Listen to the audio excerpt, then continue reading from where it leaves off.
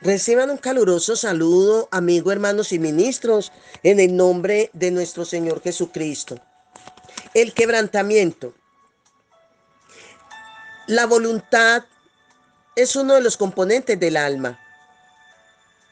Estuvimos hablando, enseñando o recordándoles que el alma la conforma la mente, la voluntad y las emociones. También dijimos que la mente tiene sus componentes, como la voluntad y las emociones. En la mente encontramos los pensamientos, se encuentra el razonamiento, el intelecto, la lógica y la imaginación. Esos son los componentes de la mente. Los componentes de la voluntad tiene que ver con las intenciones, las decisiones, los gustos, propósito y deseos.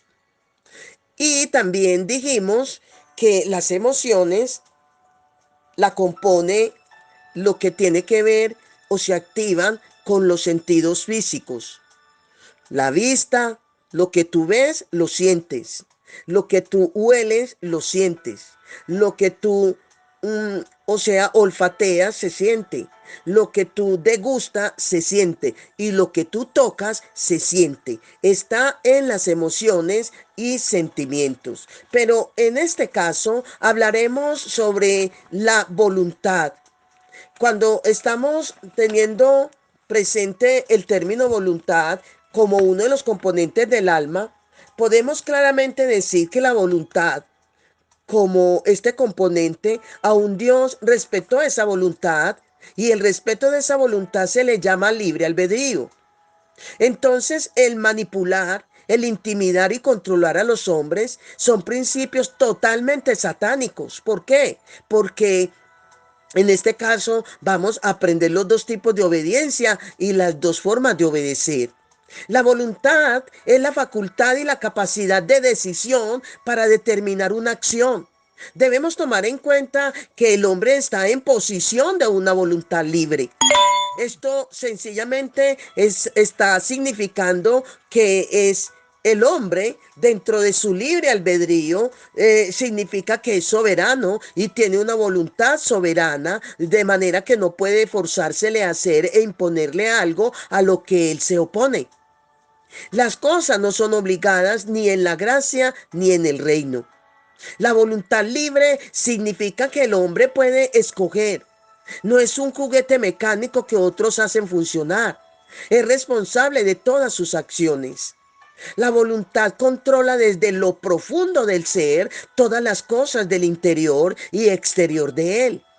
No es gobernado automáticamente por una fuerza exterior, sino que alberga un principio dentro del cual se determinan sus actos. Esta era el estado del hombre cuando fue creado por Dios, libre, con determinaciones. Dios hizo al hombre un ente moral libre, con facultad sencillamente de elegir y decidir. Podemos recordar que Dios le dijo al hombre cuando, y ya lo dije en el estudio pasado, pero es bueno recordar, cuando Dios le dice al hombre, le da un mandato, pero también le da una advertencia diciéndole que de todo árbol del huerto podría comer, pero del árbol de la ciencia del bien y del mal no comería, porque el día que de él comiere, ciertamente morirá. De la forma que Dios le ordenó, desde ese momento fue libre, respetando el albedrío del hombre. Solo lo persuadió y le hizo una advertencia, pero no lo obligó. Adán tuvo la oportunidad de escuchar y no comer del árbol prohibido, pero no quiso escuchar y comió. Y ni aun Dios pudo impedírselo. Esta es la voluntad libre o libre albedrío. Actualmente, el mismo Dios de Adán es el mismo Dios tuyo y mío. El Dios desde la eternidad y hasta la eternidad es inmovible, es inmutable, no tiene cambios. Es el mismo Dios. Dios pone la responsabilidad y a eso vino Jesús, a mostrarnos el camino que conduce a la salvación, que es Él, y el camino que conduce a la condenación, que es Satanás mediante el pecado. El hombre sabe hacer lo bueno y lo malo porque tiene alma, porque tiene espíritu, porque es hecho a imagen y semejanza de Dios para diferenciar entre lo que es bueno y lo que es malo. Dios, a causa de su justicia, no quería forzar al hombre a hacer, ni quiere forzar al hombre a hacer lo que éste no quería hacer.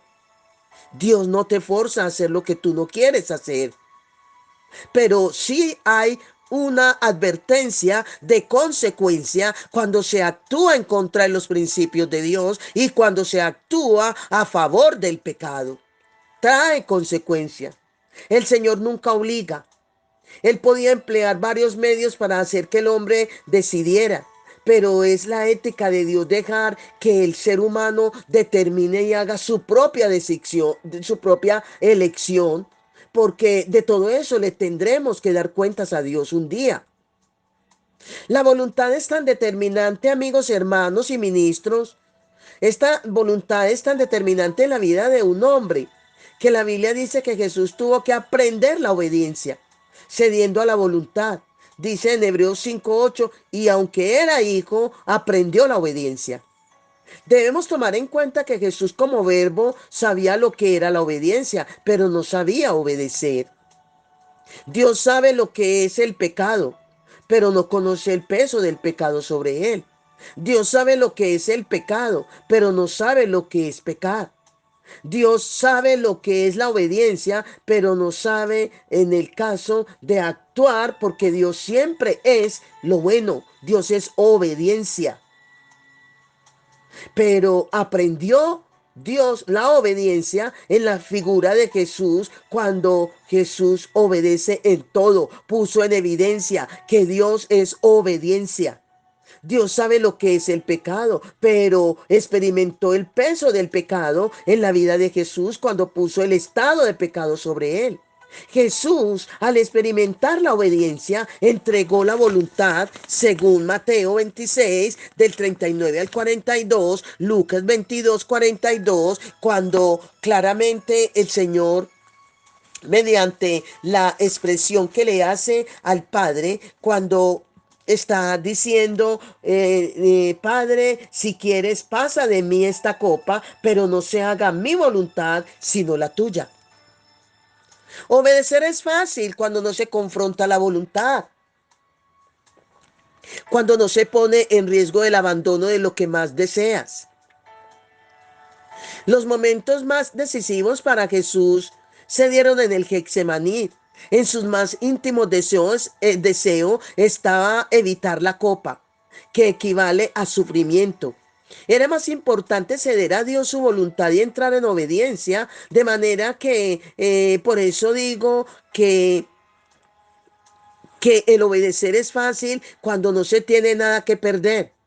Porque para Abraham no fue fácil cuando Dios le dijo, deja tu tierra y tu parentela. No fue fácil.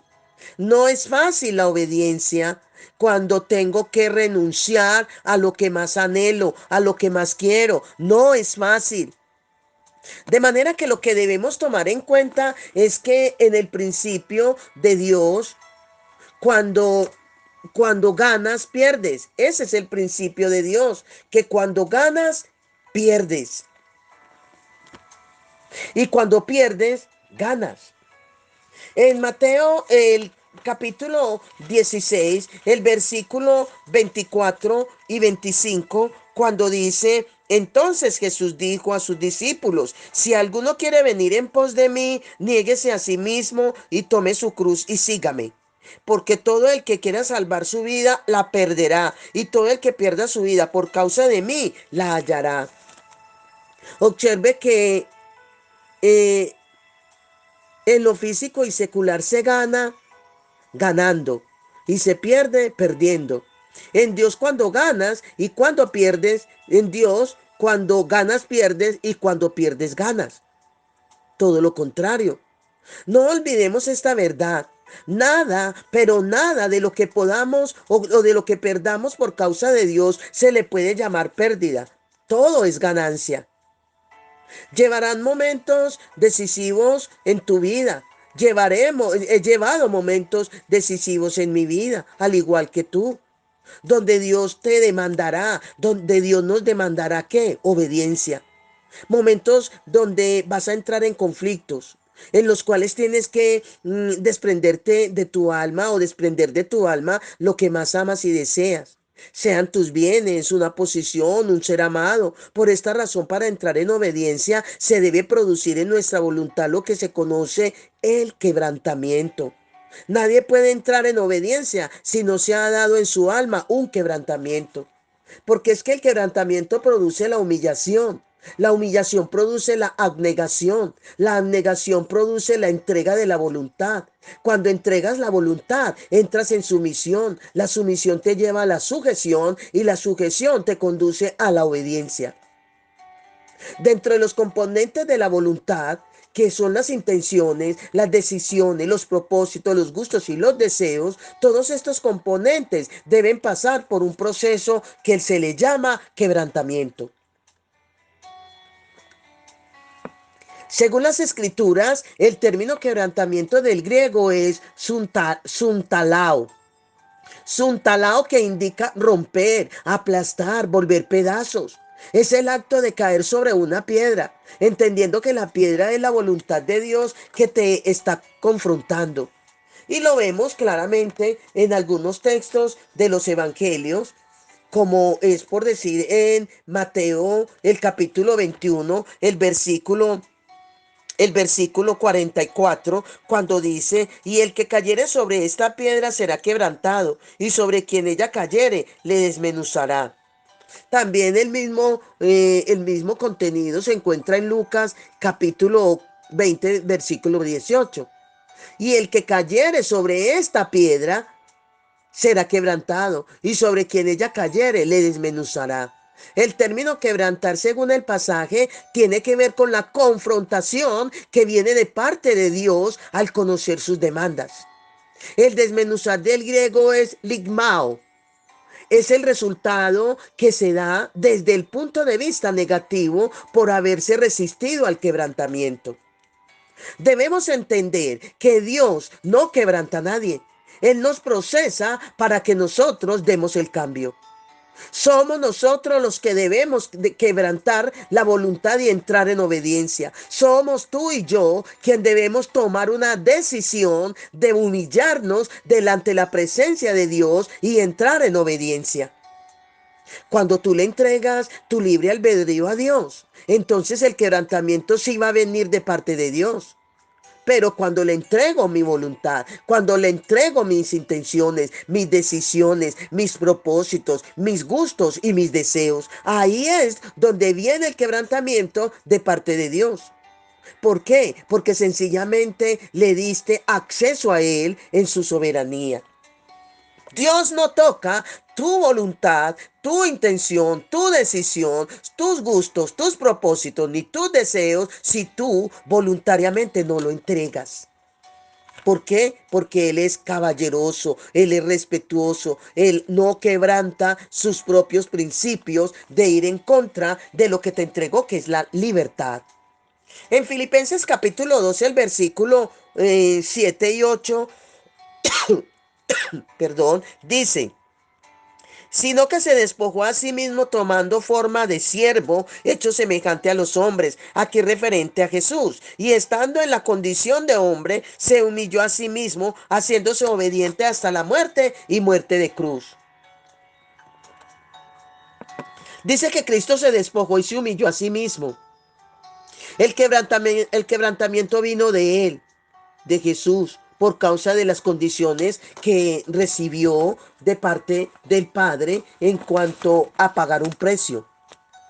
En nosotros, en tú y en mí, debe haber el mismo sentir. No le pidas a Dios que haga lo que tú tienes que hacer. ni que te quite lo que tú tienes que tienes que dejar.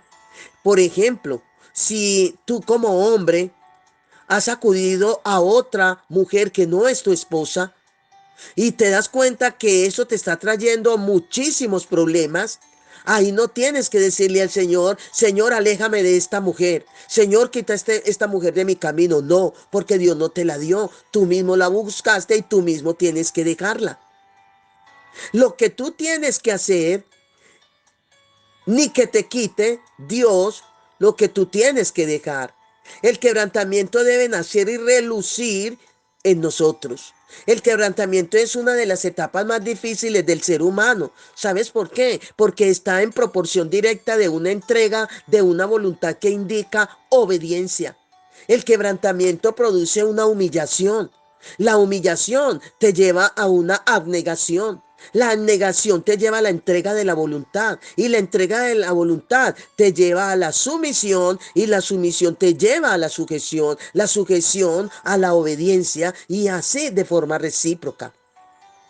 La obediencia no viene porque alguien te imponga la mano, ni por orar, ayunar o por vigilar. Claro que no. Es más lo que te conduce a tener una vida de oración y fuerte intimidad con Dios, fuerte intimidad con el Padre, con el Hijo y con el Espíritu Santo. El quebrantamiento, porque una de las actitudes del quebrantamiento es cuando tú entiendes la dependencia de Dios. Un hombre con una vida de intimidad refleja el quebrantamiento en su vida. El quebrantamiento está en la vida de aquella persona que determinó, que decidió entregar su libre albedrío al Dios Altísimo. Amén. Continuaremos en el próximo estudio el tema sobre la definición de quebrantamiento. Bendiciones, bendiciones.